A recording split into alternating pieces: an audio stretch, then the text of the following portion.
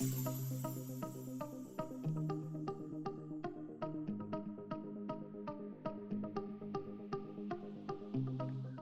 right, so good afternoon.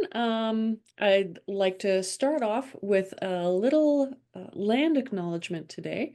I'm just going to share my screen and put this, there we go. And here is my screen. Perfect. That should work right away. And so, good afternoon and welcome. Tansi, Oki, Tata, Miskatin, and Ulakut.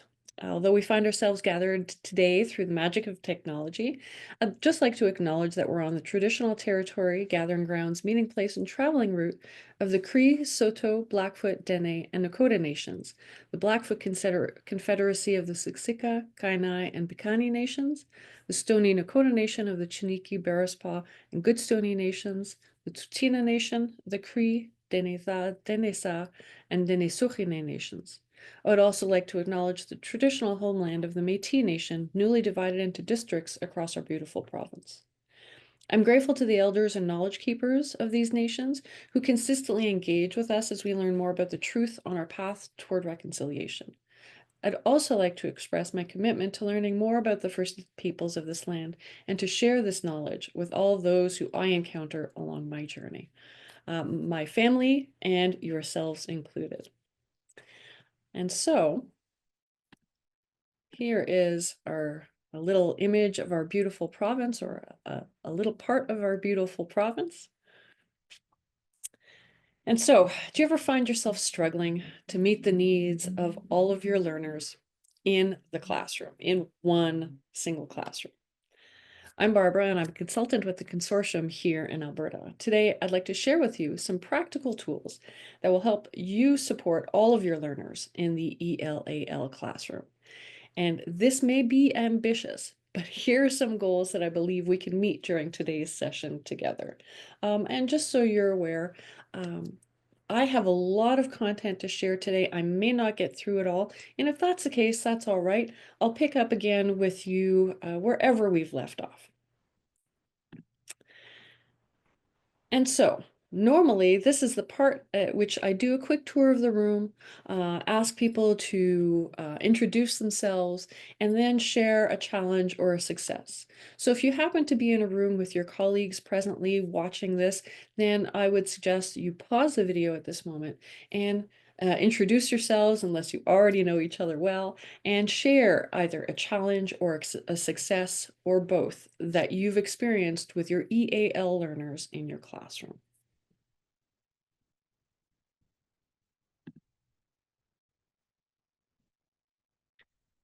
Step one on our road to planning and assessing is understanding who we have in front of us in order to better serve them in their learning. And so let's start with some characteristics of EAL learners in the primary grades. English as an additional language learners in primary grades are navigating the dual challenges of acquiring a new language while also mastering their foundational academic skills. Their characteristics are influenced by factors such as their prior language exposure, their cultural background, and their individual learning needs. Here are some key traits commonly observed in EAL learners in the primary years. First of all, there are the language development characteristics, such as a limited English vocabulary. So some EAL learners may know basic words or phrases, but lack the broader vocabulary to express themselves fully. They might also rely really heavily on their home language when expressing more complex or abstract thoughts. There's also the silent period, and many young learners go through this time where they focus on understanding the language before really attempting to speak it. This is a really normal phase and doesn't indicate any kind of disengagement or lack of ability or motivation. Next, there would be code switching. And this one is something we see really often in our students. learners may switch between their home language and English as they try to fill gaps in vocabulary and structure. As many of you who are in Francophone schools, who may even teach other courses in French, often see this with many of our students when they're speaking French and they switch to English. So it's that same kind of code switching. There are also grammar and sentence structure errors. Young EAL learners often experiment with the English grammar, right? They get really creative, leading to mistakes like she goed to school instead of she went to school, trying to use that past tense in a way that they understand within the rules of the language that they've come to learn so far. There are also the cognitive and learning characteristics. Usually, there's a stronger oral than written language skill going on. Oral language often develops faster than reading and writing, and especially conversational English. Academic language, right? For example, understanding instructions, abstract concepts, those take longer to acquire. And this is really a difficult one to assess since all of the other classes are in French for our students. So just know that this is a step that takes a bit longer for EAL learners. There's also the dependence on visual and context clues. So EAL learners rely pretty heavily on pictures, gestures, and modeling to really gain the meaning of what's going on around them. And they may perform better when lessons are hands-on, concrete, and include visuals. There's also language transfer to keep in mind. Skills or rules from a learner's first language may transfer positively. That's, the literacy they may have already acquired in another language, but some features may interfere with English learning. Like there's a different sentence structure, syntax rules, different phonics that are implied here. And we often see that in our Francophone schools while they're learning French and English at the same time. In the younger grades, it tends to be confounded. So it can be a positive thing, but it can be somewhat detrimental as well. There are also the social and emotional characteristics we can't forget about. Adaptation to a new cultural environment is part of it. So younger learners may experience culture shock, and even some of our older learners. They may experience confusion about different classroom norms, expectations, cultural norms, and expectations. They often absorb social behaviors quickly, though, through observation. These EAL learners have a desire for inclusion, feeling like they belong. So most of them are eager to participate and make friends, but they may be pretty hesitant to speak due to a fear of making mistakes, being laughed at, right? So that shyness is a factor to consider. There's also high variability in confidence levels, right? So some learners are really naturally more outgoing and energetic and willing to take risks with language or other things, while others can be a bit more shy and reserved. Something to keep in mind. Multilingual and multicultural dynamics at play here are home language proficiency. So learners may be fluent in their home language, which serves as a strong foundation for developing their English. But they also might experience delays if their maternal tongue, their maternal language skills aren't developed or they're slightly underdeveloped. Balancing multiple languages. Particularly in Francophone contexts, learners might already be navigating French, home language, and English. This can be a cognitive asset, but also source of challenge, right? We know that we'll see them stumbling in the early grades, but as time goes on, this can also be a navigating issue. Learning needs and supports. Our students need scaffolded instruction. Our EAL learners benefit from differentiated strategies such as sentence frames, vocabulary supports, and simplified language. There are varied levels of background knowledge as well. So depending on prior schooling experiences, if they exist, learners may have different levels of literacy and content knowledge, right? Some of our learners are coming with some background already. They're coming with some stuff they've learned either at home or in a previous school in a previous context. There's also a potential for accelerated process, right? We've seen that with some of our students. With just the right supports, our younger EAL learners often make really quick gains in language acquisition due to their cognitive plasticity and their natural curiosity, right? They're also sometimes highly motivated by what's going on around them, whether that be the social context or a desire to get good grades, the need to perform based on certain pressures at home. By understanding these characteristics, teachers can create responsive, inclusive classrooms that build on the strengths of EA learners while also addressing their unique needs.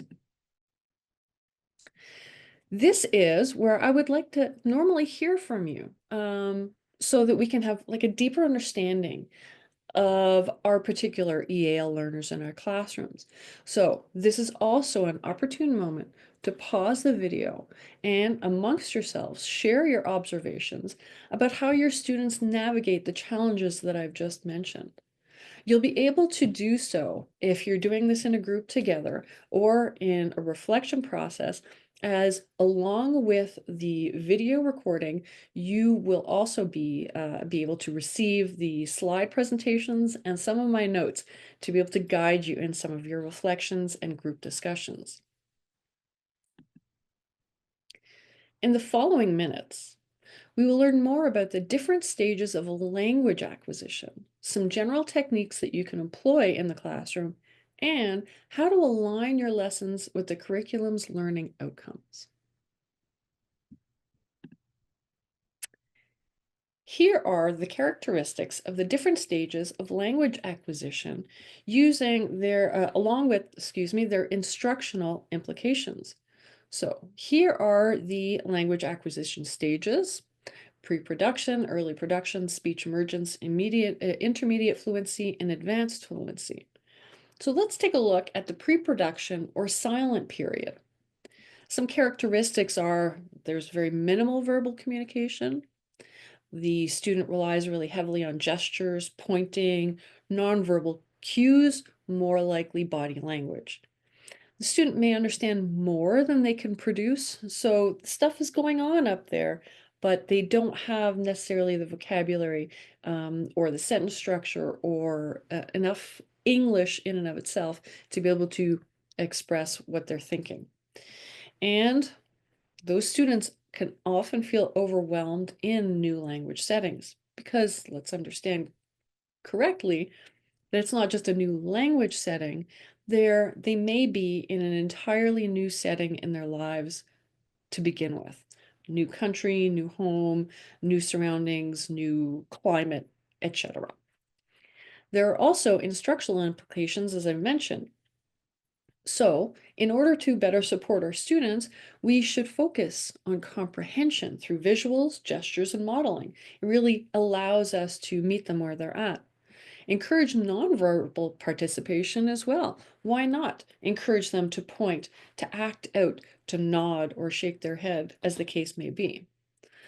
We should also avoid at this stage pressuring students to speak before they're ready, right? If we go too far, too fast, push them too much, it might create the desire to fold in on themselves even more.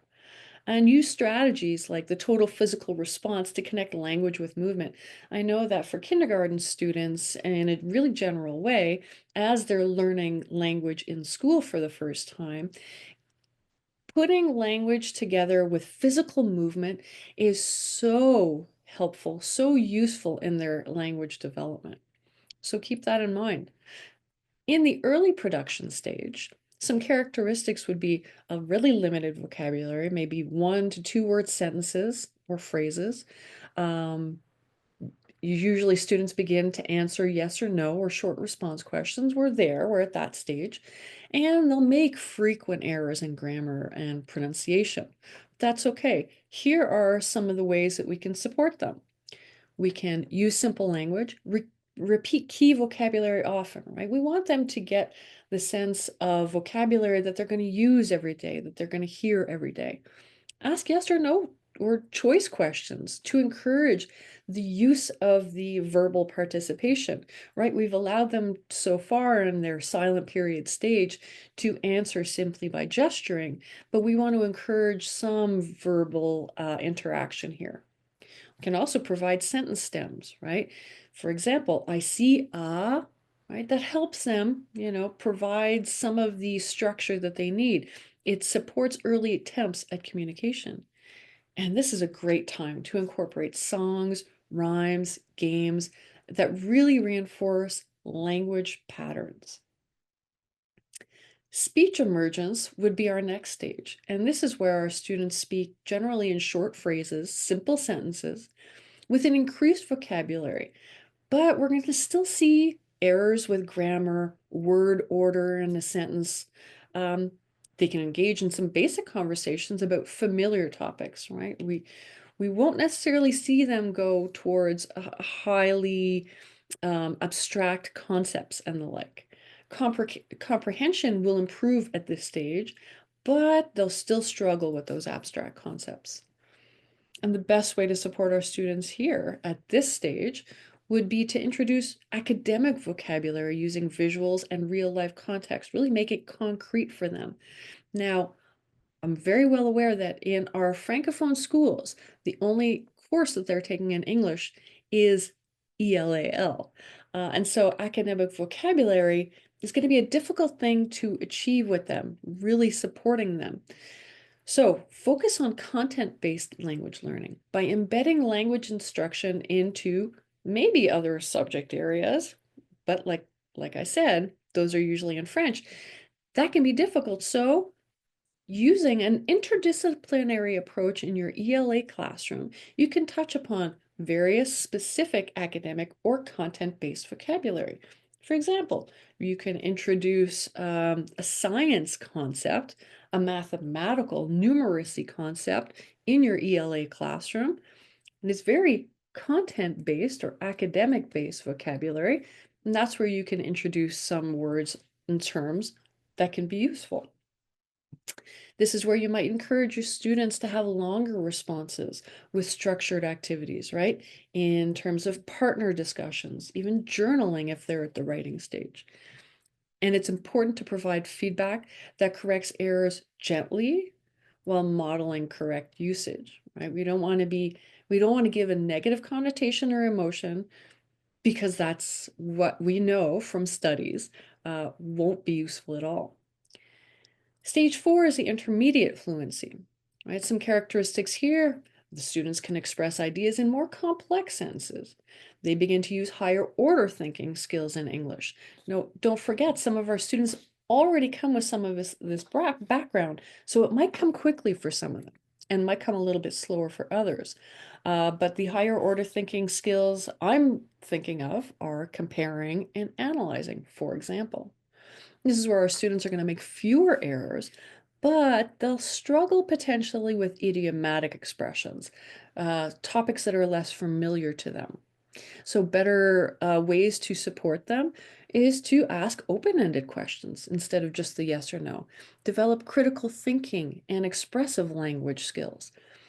Now we might want to start emphasizing writing skills with supports, such as graphic organizers. Offering explicit instruction on grammar and syntax is important here as it provides clarity and correctness when they start to do their writing. And please encourage peer collaboration to practice conversational and content-based language. And our advanced fluency kiddos, wow, they are near native fluency in social and academic settings. Right? This is the part where we start to question, are they still EAL? Are they really using it at a native level? It could be. So it's important to really listen in and observe and understand where they're at. This is where our students may understand and use idiomatic expressions and complex sentence structures. However, they may still require support with the culturally specific references or academic terms. And the best way to support our students here is really to focus on the more complex academic language precision, right? I know I'm talking about discipline-specific vocabulary, but it could be any concepts that you would bring up in your English classroom anyway. You want to incorporate nuanced texts and concepts to build critical reading and writing skills and provide opportunities for leadership roles. Who better to help younger EAL learners than another EAL learner who has moved up in the ranks, who has progressed quickly? And this is where you want to address any gaps in cultural knowledge to ensure full comprehension down the line.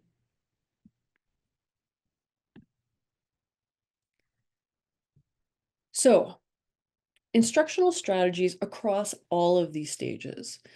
All four of these can be used at any point. And as I go through this really quickly to explain each one, I will then show you the EAL toolkit. I think you might really enjoy this. So, scaffolding. This is where you would break tasks into manageable steps and provide supports like sentence frames, visual aids, and word banks. Differentiation. I don't know. I think this is an obvious one, but just for reference, this is where we want to tailor our instruction to individual needs, such as offering simpler texts or using bilingual resources. And there's nothing wrong with that at this stage, right? This is where their brain is at, and we're moving them forward as we go through this. And don't forget, you can definitely differentiate the texts that you use by using simple AI tools that can help create what doesn't already exist. So don't worry about making extra work for yourselves. There are assistants at work in the arrière-plan. We also want to provide a really language-rich environment. You want to surround students with written and spoken English using labels, charts, discussions to reinforce vocabulary. I would even go so far as to say introducing poems and songs. Using art creates a lot of emotion, a lot of positive emotion often, even if it's heartbreak songs that we're talking about that can really impact our students. So don't forget to include that in your language-rich environment. In cultural sensitivity, it's important to keep this one in mind at all times. Right? We want to recognize and value the students' home languages and cultures, using them as assets in learning English.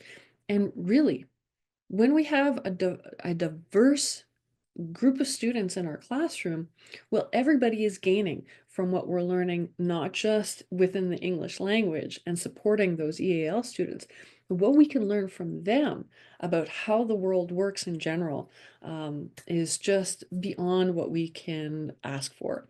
And so by identifying the stage of each student and then implementing stage appropriate strategies, teachers, you can effectively meet the diverse needs of EAL learners while fostering their growth in English language proficiency. So at this point, I'm going to take a bit of a look at the EAL toolkit so that you can get a sense of just how much information, how many resources are in there, and how it can lead you from welcoming a new student into the school all the way through their developmental capacities. So I'm going to stop the share of my screen for a moment in order to find exactly what I'm looking for. All right, so let us take the EAL toolkit, and I'm on the home page, so I should be able to, yes, here it is, perfect. Okay, so you should see right now the EAL toolkit on your screen. And these are strategies and resources for teachers. So as you can see in the welcoming page on the home page, you have links to all the other pages, and it's sort of built like a frequently asked questions page, right? So you're wondering where to start with programming for your beginning proficiency EAL students. So those are the students who really, like I said, are the beginning stages of their language development. Right? So we have a link towards planning for language development, a link for using visuals and vocabulary. Those are all excellent pages. Let's take a look quickly at the planning for language development. Although that's the subject for this presentation, you can find all sorts of interesting information on this particular page. It explains why we want to do this, right? We always want to start with our why. We want to start with understanding who we've got in front of us to be able to plan more effectively and intentionally with them in mind, right? We want to establish language learning targets, right? And what that means. I'm just going to go back to the visual page, using visuals, how that can work, what that might look like. Here are some picture resources, right? So if you're ever questioning, okay, I'd like to do that, but where can I go find it? This is where you might find it. You can, again, also use artificial intelligence to create images that you might want to use in a particular lesson or activity. Right, there's the picture word inductive model. There are wordless texts that really can give a lot of rich voice to our students who can use their home language, their first language, to be able to describe what's going on, and then feel more confident in your classroom. This one shows us where we can get some photos, some pictures to use, and number talk images, right? If we want to include numeracy. There are also sentence frames that you can include all within this EAL toolkit, and different activities and strategies that you can implement in your classroom. There are, of course, graphic organizers, and as we use these visuals to sort of build and scaffold, then our students become more proficient with the organization within their heads about how language is structured, which gives them more confidence to express themselves either in spoken language or in writing as time goes on. I'm just going to go back to the home page and show you what else there is. Often I get the question, what do I do with the students who are coming in? So this is a great place to look at what we do with first steps with a new student. How do we do the intake? All right, there's assess students' English language proficiency, and sometimes we need to think about placement. If our students are in the upper grades, if they're in secondary, we need to know what course to place them in. When they're younger, well, we know they're going to go into a particular classroom. They'll be in grade 2, grade 3, grade 4, and so on. So we might not be considering placement so much as what objectives do I provide for this student in order for them to attain the language development that they need, the next stage in their development. Here is an intake checklist exemplar, so that can be really handy. It's useful, and so it is there and there for you to use. A family interview would be interesting as well. You want to know about where the student is from, the family history, the context of their prior schooling, anything that can help you in supporting the student moving forward. And as we move beyond the intake, you want to be culturally responsive. This is where you can learn some culturally responsive practices and translanguaging. You want to look for keys to consider for reading and writing. And here we're building. Again, we want to start with oral, right? Oral language, everything that they're going to say, that they're going to hear, and move on to reading and writing. So this particular toolkit provides us with a great basis to move forward with our students. It includes even tech tools that use Google and AI to scaffold instruction. So this was put together by the what was known as ARPDC, but is now known as APLC. So please take a look at it. It is there. It will be included with the presentation, and so don't hesitate. As we move forward, all right, I believe you still see my screen and my presentation. So aligning instructional objectives with Alberta's English Language Arts and Literature curriculum ensures that the lessons for EAL learners support their language development while also meeting academic expectations, right? We are faced with a classroom of students at a time, and within that classroom, we have EAL learners. But we have one classroom, we have one period, every so often with the same group of students. What I'd like to do for you now is provide you with a step-by-step guide to achieve the alignment between the ELAL curriculum and our EL learners' support needs. So, first of all, we need to understand the ELAL curriculum framework. And I'm sure you've gone through this already. There exists on both the CPFPP's YouTube channel, on New Learn Alberta's pages.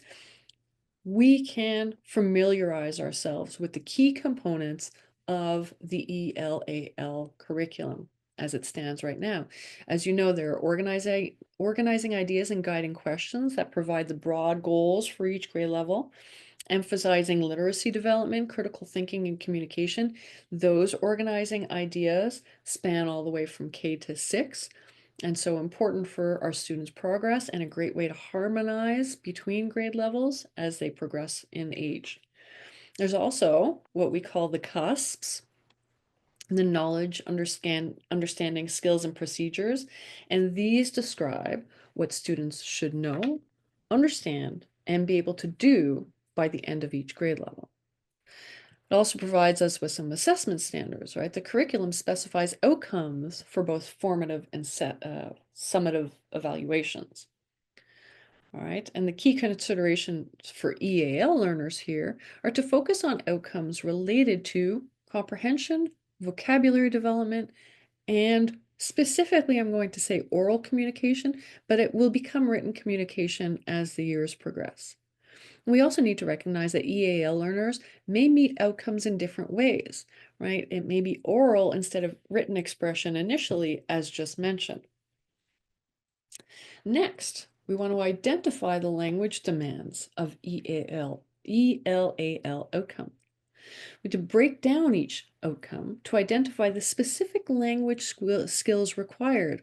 For example, reading comprehension outcomes may require skills like identifying the main idea, understanding figurative language, or even summarizing.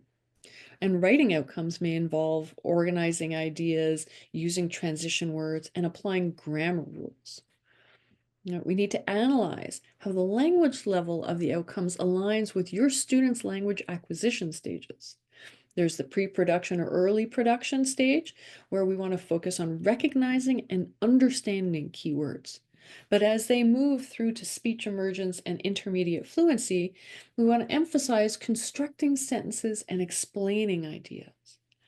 As they move towards advanced fluency, we want to develop nuanced expression and abstract reasoning. So there are some really specific goals as we look at the curriculum. Next, as we design clear instructional objectives, these effective objectives should specify the skill the students will develop. For example, students will describe the main idea of a story using simple sentences. We wanted to align with curriculum outcomes. So ELAL's grade 2 organizing idea, understanding and responding to a variety of texts, right? So we're being specific with our organizing idea. We want it to also be measurable, as we know. So for example, students will summarize a story using a visual organizer and key vocabulary. That sums it all up when we design our clear objectives. Next, we want to embed that scaffolding I was talking about for our EAL learners. We want to adapt our lesson objectives to scaffold language learning while addressing the outcomes from the new curriculum. So an example from grade 3 reading is use strategies to understand from unfamiliar words, right? That's what we expect our grade 3 students to be doing by the end of grade 3 when they're reading. Now, for our EAL learners, we want students to do something a little bit differently, or we want to be more specific at least. The aligned objective here would be students will use pictures and context clues to define key vocabulary in a story.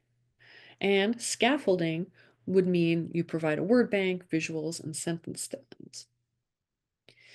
Next, you want to incorporate culturally responsive practices.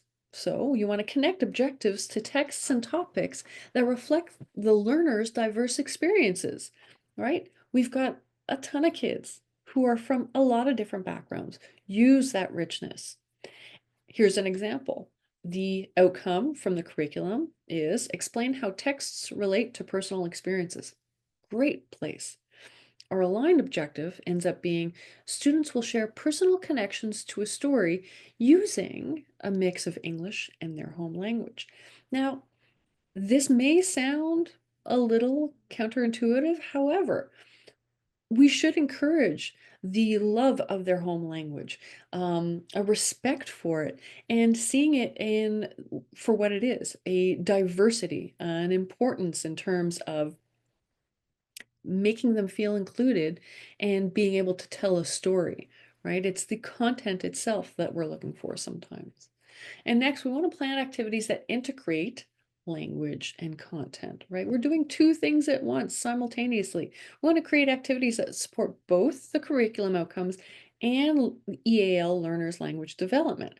So in terms of listening and speaking, the outcome may be communicate ideas effectively in group discussions. Our objective would be students will use a graphic organizer to prepare and share one idea during a group activity. And here's the strategy. Pair students with peers to practice before sharing aloud. Right, again, that shyness that comes with speaking a new language for the first little while. I speak more than two languages, but ask me to speak Spanish that I know a little bit of in front of a native Spanish speaker.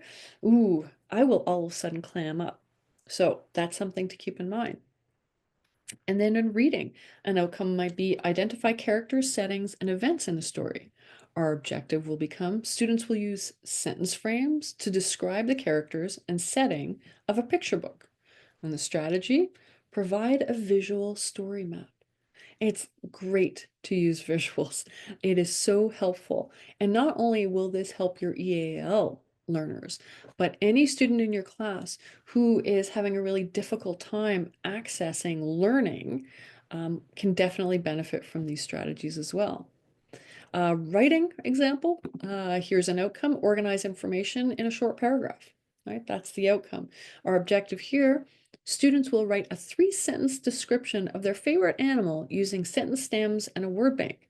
And our strategy, you model the process and provide examples.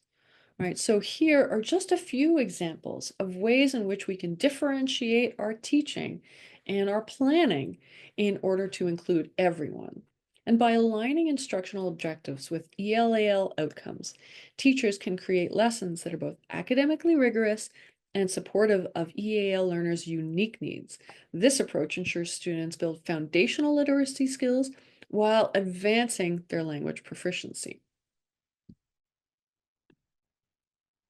All right, this is another opportunity for collaboration. If you're watching this video, again, with a group, I would put you to work, put this new knowledge to work. And here's where I propose a collaborative activity, because honestly, I believe that getting our hands dirty with the work, especially as part of a group, allows us to better understand and apply our new learning. So I will also link in a sample lesson plan that will allow you to play with it.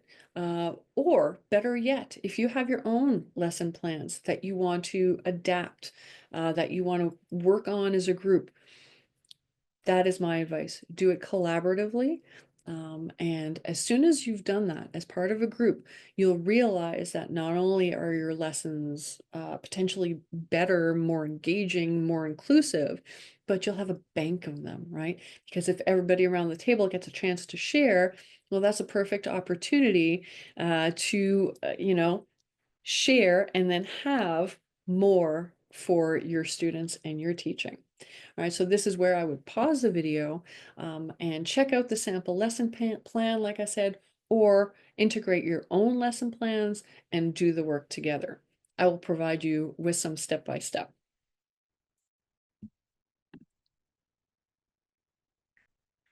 And of course, whenever I consider lesson planning, I always try to put together with assessment from the start of my process. This way, I'm closer to ensuring that what I'll be assessing will be in line with what was taught in class. It also allows my students to make connections during their learning, right? That metacognition is so important, and they can do it regardless of their language proficiency. And right now, I'd like us to take a look at some features of assessments that are designed to be equitable for our EAL learners. And so I'll provide you with some examples of assessment tools that can be used while you're in the planning stage. So again, it comes back to, yes, I want to evaluate, I want to assess my students, but I also want to plan. So I think the best thing to do is put them both together. They go together anyway. There's a lot to look at here. Let's go through it step by step, and we'll take our time with it. Equitable assessments ensure that all students, including English as an additional language learners, have a fair opportunity to demonstrate their understanding and their skills. These assessments recognize and address the diverse needs of learners while maintaining high expectations. So we start with clear and accessible language. Whenever you're assessing, use simple, concise language and instructions and prompts to reduce those linguistic barriers. Avoid idiomatic expressions and complex sentence structures, or even culturally specific references, unless they're explicitly taught, right? Unless they're a part of that particular activity, and in which case you're going to have to do some explicit teaching around that. Don't include that in an assessment. You might also want to provide glossaries or word banks for subject-specific vocabulary. Now, I know our other subjects are taught in French. However, if we've adapted or adopted rather a certain theme within our ELAL classroom, then this is where I would use glossaries and word banks. And I go over what is going to be part of the lesson or part of the evaluation as well. Now, there are multiple ways to demonstrate learning. And again, this is a great one for any student. We all have our preferences. So this is where you would offer a variety of assessment formats to accommodate different strengths and language proficiencies. You can have oral responses, visual representations like drawings or diagrams, physical demonstrations or projects, and written responses in simplified or scaffolded formats. Right? That also offers the opportunity to feedback as you go. And when you give very precise and timely feedback in those moments, well, we see our students progressing at faster and faster rates. Differentiation and scaffolding. Well, scaffold assessments end up breaking the tasks down into smaller and manageable steps. At the start of my career, as I was getting into inclusion, pardon me, and differentiation, um, what I would end up doing for some of my students was I would break their activities or their tasks down into smaller chunks. That's a normal way or a normal strategy to use with many of our students who have ADHD. However, we can do that with assessments as well, right? It's very cognitively charged and really heavy to have to sit in front of an assessment and have to do it all when language proficiency isn't quite there yet. And so to give the brain a bit of a break, just divide it up into smaller, manageable chunks. You can also use supports like graphic organizers, sentence frames, checklists. That helps guide the student through the process. Providing examples and models of expected responses is also super helpful. I know in my adult life, in my work, if I'm meant to do a certain task, but I'm not sure where to start or how to get it done, if I look at an example, something previously done along the same lines, I'm more easily directed in the right direction. Now, when we focus on content understanding, well, that allows us to put aside certain things. We can prioritize assessing the knowledge and skills rather than the language proficiency, unless the language is the specific focus of the assessment. So for example, In an assessment focusing on content, we want to evaluate the student's understanding of the concept, even if they're using simplified English or making grammatical errors. We want to allow our students to use their home language, visuals, or bilingual resources if it's appropriate for what we're assessing. And cultural relevance. Include tasks and examples that reflect the diverse cultural and linguistic backgrounds of your students. As you get to know them and where they're from and their backgrounds a little bit, you can use that in your assessments. I would encourage that. And avoid assessments that rely on prior knowledge of culturally specific experiences unless, again, it's explicitly taught within the lesson. And here I might be referring to something as simple as snow. Opportunities for practice, right? Formative assessments are fantastic ways to practice. Provide low stakes and formative assessments before summative ones to help students build up their confidence, and is a great way to give them some feedback. And if you notice that they're just acing it, turn your formative assessment into a summative one. Why rehash it? Keep that one in mind. Use frequent informal check-ins like observations and think alouds and small group discussions to gauge understanding. Don't forget, we're also keeping in mind triangulation when we're assessing our students. It's not just, I've got to do a little test, it's got to be written down, and that's that. We're observing them. And so I'll say that the EAL toolkit that I showed you earlier also provides you with some really good checklists for observation. And flexibility in terms of timing and environment. Allow more time for your EAL learners to process and respond to tasks and assessment tasks in particular. Provide a quiet and supportive environment, use small group settings, reduce the anxiety, promote the focus. That's the goal here. And rubrics that recognize growth and are not just an end all and be all. When we use clear, transparent rubrics that focus on content and progress, and that include criteria that rewards effort, improvement, creativity, that will allow students to develop their language skills in a more positive environment, and it gets them learning quicker. Inclusive collaboration is where we would want to involve EAL learners in collaborative assessments, like group projects, peer reviews, where they can contribute their unique strengths, which they have. And we need to presume competence here. Ensure group roles are equitable, allowing all students to participate meaningfully and, again, using their strengths.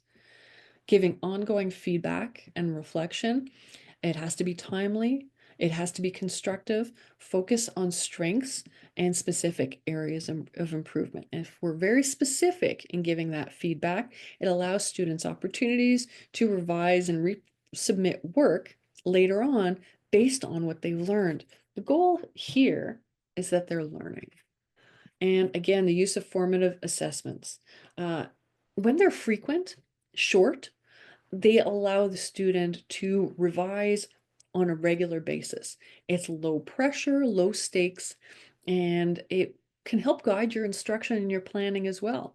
And so some examples include exit tickets with visuals or short prompts, matching activities, categorization of tasks, oral explanations, think, pair, share activities. Those are all very useful. And as I begin to wind down here, some examples of assessment tools I don't even think I've finished. Yep, I haven't quite finished, but that's fine. Some examples of assessment tools. Assessment tools should really accommodate EAL learners' language levels and allow them to demonstrate their understanding in multiple ways. Here are some examples, right? The observation-based tools could be anecdotal records, right? Teachers record observations of their students' language use, their interactions, and their progress during lessons. For example, notes on how a student uses sentence stems during group work or responds to verbal prompts. And you can also use checklists here that track specific skills or behaviors, right? Like listening comprehension, use of vocabulary, their participation. A checklist for oral language that includes answers questions using simple phrases or initiates conversations with peers, right? That kind of énoncé, that kind of phrasing in your checklist allows you to just have a list of these things, these behaviors, and just check them off for any of your students who may be EAL. And language development rubrics under that same observation-based, right? Assess oral language, writing, or comprehension using clear leveled criteria. Use a rubric for speaking skills that may evaluate fluency, accuracy, and the use of vocabulary when they're speaking. Next would be visual and graphic tools. Picture-based assessments, for example, students can demonstrate their understanding using pictures or images. And again, those can be created using artificial intelligence or a bank like I showed you on the EAL toolkit. For example, we can label parts of a diagram, right? Parts of a plant, whatever it may be, or a sequence using a story, sequencing a story using pictures rather. And for graphic organizers, these are tools that help students organize their thoughts visually. This is so handy for anybody. So although I'm talking about strategies and tools that may help our EAL learners, these are things that can be used by any student. And you teach it explicitly, the student uses it or they don't, depending on their needs. And so those are just tools, those graphic organizers that help them organize their thoughts visually. You can use a story map when you want to summarize a narrative. You can use what I know, what I want to know, and what I learned chart. Those are super organizers. There are also the oral language tools, right? You can have structured interviews. Teachers can ask scaffolded questions to assess speaking and listening skills. For example, what's happening in this picture? Or can you describe your favorite activity at school? You can also use think, pair, share tools. Students discuss a question with a peer before sharing with the group, allowing the teacher to assess comprehension and spoken language in a low pressure setting. Again, we're assessing here, but it's low stakes. We can also use retell assessments, where students retell a story or event using their own words supported by visuals or prompts. For example, retell a picture book using sentence frames like first blank happened, then blank happened. You use your stems any way you like. You can, again, create these sentence frames or sentence stems using artificial intelligence. Writing tools. Now, sentence frames, word banks, they provide structured supports to help students respond to prompts. The main character is blank because blank. Journals and learning logs. Again, we might not be talking about grade 2 and 3 students who are at the beginning of their EAL journey. We may not even be talking about grades 4, 5, and 6 students who are at the beginning. But if they're already at the writing stage, you can use journals and learning logs, informal writing that really reflects students' understanding of lessons or personal experiences. For example, write about your favorite animal using at least 3 describing words. And dictation. Students share responses orally while the teacher writes them down to evaluate content knowledge apart from writing skills. We can also use alternative and performance-based tools such as portfolios, collect samples of students' work over time, track their progress, their drawings, their written tasks, their oral recordings. All of it can go in a portfolio. There are great portfolio tools that are digital that you can also use. Examples include early writing attempts, vocabulary worksheets, recorded oral presentations. Those are things that can go right in a portfolio. Projects and presentations, those are fantastic. Students complete tasks that combine language skills with creative expression. For example, create a poster about your favorite hobby and present it to the class using simple sentences. You can use role playing or simulations.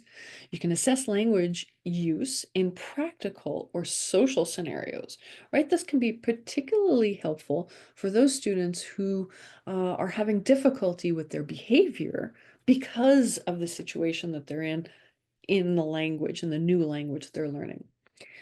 So you might want to act out bullying. You might want to act out a bullying scene. Absolutely. When you want to do conflict resolution, you might want to act out something that's happening in the real world, right? Buying something at the store, using appropriate vocabulary and phrases. And we're not just preparing them academically in school for school learning. We're preparing them for what's going on in their real lives, right? So if they play a sport, help them with that vocabulary, role play in those situations, use the terminology that they're trying to use on a regular basis. Next, we have technology-based tools that can help with assessment, right? We have interactive apps that use language learning to assess vocabulary and comprehension, right? Like there's Duolingo, there's Quizlet for vocabulary practice. Now, I wouldn't suggest you use that on a regular basis or use it solely for assessment, but you can definitely make use of it to work towards, right? That's a scaffolding process.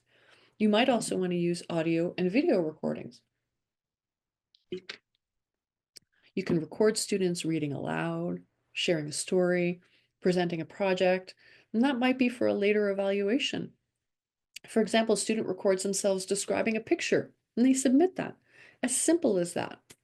Online quizzes are fantastic, right? Platforms like Kahoot, even Google Forms allow for that interactive visual assessment to happen. They could be in the form of multiple choice questions paired with pictures that just test comprehension. And lastly, we have self-assessment tools. So you can use reflection prompts here. Encourage students to evaluate their own work or their learning process. For example, I am good at blank, but I need to practice blank. There are also rubrics with visual cues, right? Simplified rubrics with smiley faces or check marks for younger learners that help rate their performance or how they feel about their performance. You can also use I tried my best or I need more help. Simple phrases that can help them communicate where they're at. By combining these tools, not just using one or two, teachers can really provide EAL learners with multiple ways to show what they know, ensuring assessments are both equitable and inclusive. Here, I have designed for you a hands-on activity um, that would design or modify an existing assessment. So in the documents that you will receive, participants, that is you, and this is the part where you would pause the video and do the work together. You design or modify an existing assessment, right? One that you may have, one that the group may agree on, one that I'm providing. For example, a reading comprehension task to support EAL students' language development. So this is the time to do that.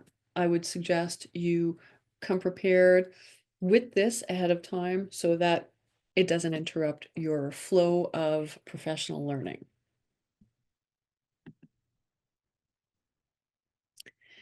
And obviously, what we all want when we're involved in professional learning is something practical to take back to our students. So here's what I propose for your time together as you're working collaboratively. I would suggest you brainstorm together. Assess EAL learners' progress toward ELAL outcomes in ways that account for their language acquisition stage. Use oral assessments if written tasks are too challenging initially. Offer options like drawings, diagrams. So see, these are some of my ideas or some of the ideas that I've gathered over time, but by all means, take the time to brainstorm together.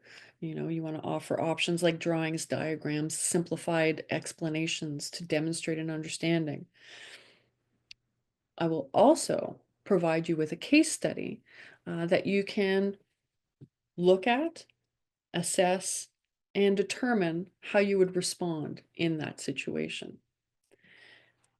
I suggest as well a tour of the EAL toolkit. Again, There's a wealth of information that you can go through and use in terms of resources and strategies you can learn about, especially in terms of being culturally responsive. That might not be something that we get to learn about on a regular basis. Take the time to understand that. And finally, Learn Alberta and Benchmarks 2.0. This is really a dual track. So I will link in New Learn Alberta, which allows you to take a look at some of the boards that already exist in terms of anything ELAL, but also EAL.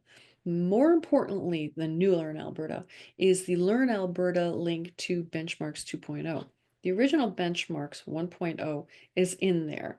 And I do believe, I stop sharing my screen for now and take a look at, here we go. This would be,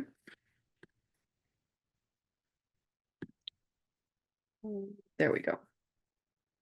So here, what we're looking at is the benchmarks or the Learn Alberta Supporting English as an Additional Language Learners Tools, Strategies, and Resources website. As you can see, there are a lot of tabs up here. The one I'd like to focus on is familiarizing ourselves with the Benchmarks 2.0. And I was a part of the process that gave some feedback on these new benchmarks. And I really think it is so much more helpful and useful and user-friendly than the original. Although that one was pretty good too. This comes with tracking sheets, which are super useful, but everything is included here, which will allow you to really dive into how to use them, how to use the examples from them, how to determine where your students are at, right? So how to use them, the proficiency levels, we can see they're all laid out here. Originally, the proficiency levels, what we knew as the benchmarks, or seuil repère for francisation, there were only, I believe, 5 of them, and now we've sort of extended to 6 plus the 2 emerging literacy parts. That seems like a lot. However, this really allows you to be specific and intentional in your planning and assessment of the students to really understand where they may be at so that you can go and meet them there. So those proficiencies are there regardless of age. But as you can see, the breakdown in terms of their grade levels is here. Can you have a grade 10 student who is at emerging literacy? Absolutely. They might just be starting out because they just got to our country. But definitely, if we're looking at grades 2 and 3, many of our students can be in that range, A, B, 1, 2. And if they're in the 3 range, it starts to get tricky when we're in that upper range. Are they fluent yet? Not quite, right? So that's a tricky time. How do we know where they might be at? Well, some indicators of where they might be at and what some of these things are. This is brand new. This glossary will allow you to look at each level and understand what they mean by subject-specific words. For example, what are synonyms or antonyms? If we, as English teachers, have our EAL learners in the classroom and we need to use the benchmarks, we don't quite understand where they're going with what do they mean by, academic words, right? Academic words that are commonly used in academic contexts. Dialogue and text, right? Evidence, definitions, similar, analyze. Those are examples of what academic words might be. What are idioms, right? That's just in case this is a problem. These are what can be helpful. These glossary with those definitions. I'm going to stop sharing my screen for a moment and go back to our original presentation. Right? Just to bring you back to where you can find these practical strategies, right? Brainstorming together, do a case study, take a tour of the EAL toolkit, take out of it what you find useful, and really study those benchmarks 2.0. If you haven't already started using them because your district is not quite there yet, go ahead and start looking at them. I promise you it will be very helpful. in your teaching and your students' learning.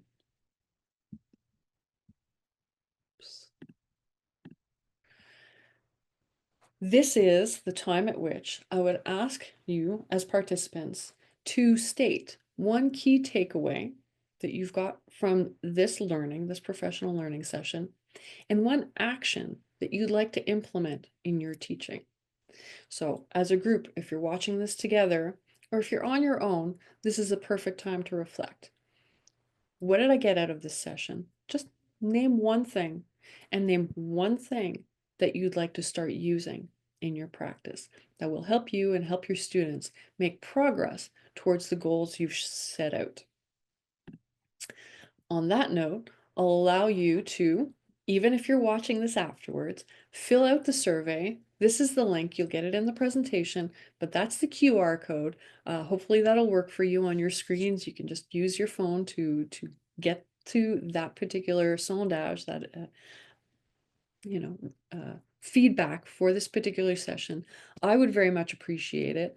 I know there was no interaction here today, but that's quite all right. I think you have the capacity now with this particular presentation video to be able to have those conversations with your colleagues and go as far as you can. So your feedback is important to me. I'd like to improve my practice as well. And on that note, if there are no questions from our one participant here today, I will allow you to get together some of the questions that you may have and contact me directly. Of course, you'll receive my email address in the follow-up I'll do by email, but just know that I'm here at all times to help answer your questions, to help guide you through. I can also ensure that you have the right person at your particular conseil scolaire to ask your questions to as well. And I'm there for those conseillers pédagogiques at all times.